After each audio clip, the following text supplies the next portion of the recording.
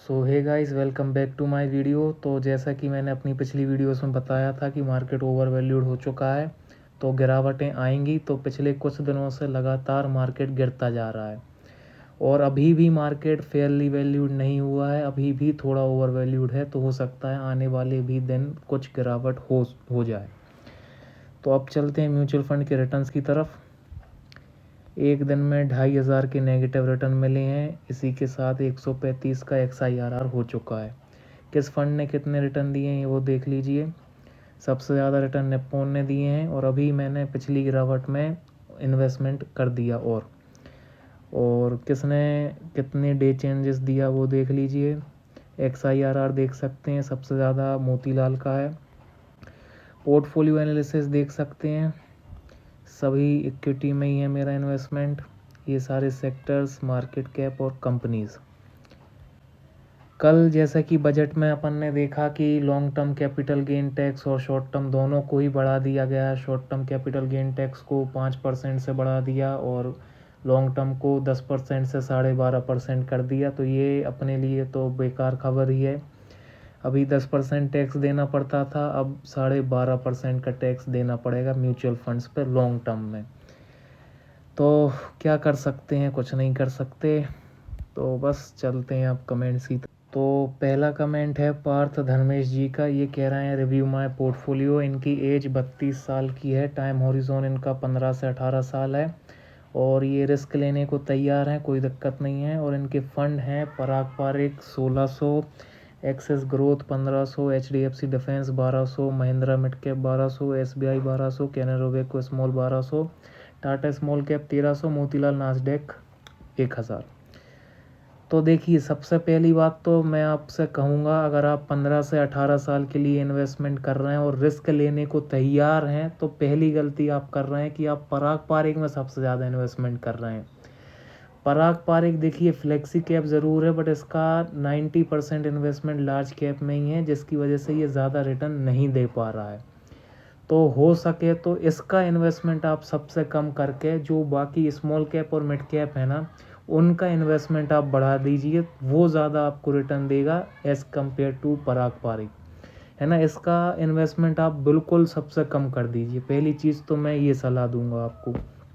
और 15 से 18 साल बहुत अच्छा टाइम हॉरिजॉन है, आप बहुत अच्छी डिजिट में पैसे बना लेंगे, करोड़ में।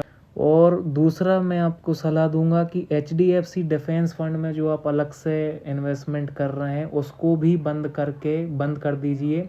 क्योंकि देखिए, मैं अक्सर सेक्टोरल और थेमेटिक फंड की मना करता हूं, क्योंकि देखिए डिफेंस डेफिनेटली अच्छा सेक्टर है, अच्छी ग्रोथ हो रही है, बहुत पैसे बना के दे रहा है, गवर्नमेंट का भी उस पर काफ़ी फोकस है। बट देखिए, आज वो सेक्टर चल रहा है, इसका मतलब ये नहीं है वो आगे भी चलता रहेगा। और दूसरी चीज़, ये जो सेक्टर है वो आपके बाकी फ़ंड ऑलरेडी कवर कर लेंगे। मतलब HDFC डिफेंस फंड में जो स्टॉक्स रहेंगे ना, वो कहीं ना कहीं आपके बाकी फ़ंड में ऑलरेडी रहेंगे ही। पराग पारिक में रहेंगे थोड़े, कुछ एक्सिस में रहेंगे, कुछ महिंद्रा, SBI, कैनरा, टाटा, इन सब में कुछ ना कुछ स्टॉक्स डिफेंस के रहेंगी। तो आपको अलग से डिफेंस में इन्वेस्ट करने की ज़रूरत ही नहीं है। तो दूसरी सलाह मैं ये दूंगा कि आप इसको हटाना चाहें तो हटा दीजिए। बाकी आपने पूछा था कि आप और इन्वेस्ट करना चाह रहे हैं बंधन स्मॉल कैप या SBI स्मॉल कैप में से किस में करना है, ये पूछ रहे हैं। और दूसरा आप पूछ रहे हैं कि नास्डैक को चालू रखूं या उसके पैसे किसी और में डाल दूं। तो देखिए, अगर पहली चीज़ तो जैसा कि मैंने आप पे बताई कि HDFC को हटा ही दीजिए। मोतीलाल नास्डैक की बात करूं तो देखिए, अगर आप डाइवर्सिफिकेशन की बात देखें तो डाइवर्सिफिकेशन के हिसाब से आप रख सकते हैं। बट देखिए, अगर रिटर्न की बात है ना, तो रिटर्न आज की डेट में इंडियन मार्केट से ज़्यादा रिटर्न आपको कोई नहीं दे सकता। नास्डैक US का इंडेक्स फंड है, डाइवर्सिफिकेशन के हिसाब से ठीक है।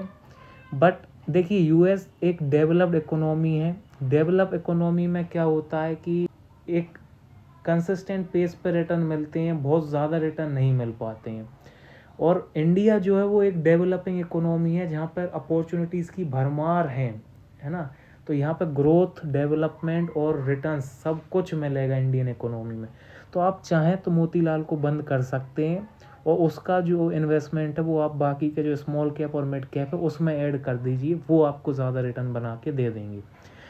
तो मोतीलाल और HDFC हटाने के बाद आपके पास 6 फंड बचेंगे। मैं समझता हूँ 6 फंड सफिशिएंट रहेंगे, बट फिर भी अगर आपको और फंड लेने ही हैं बंधन में और SBI के 250 इंडेक्स स्मॉल कैप फंड में से, तो मैं समझता हूँ आप बंधन स्मॉल कैप को ले सकते हैं।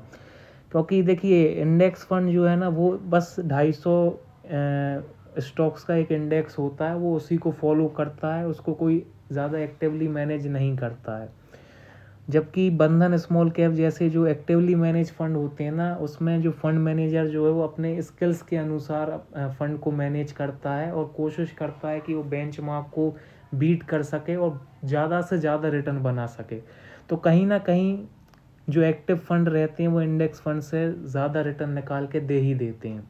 तो अगर आपको फिर भी इन्वेस्ट करना ही है तो बंधन में आप कर सकते हैं। बाकी मैं समझता हूँ 6 fund is more than sufficient. तो आई होप मैंने आपके सारे क्वेश्चन का जवाब दे दिया होगा। ठीक, तो अब चलते हैं नेक्स्ट कमेंट पे।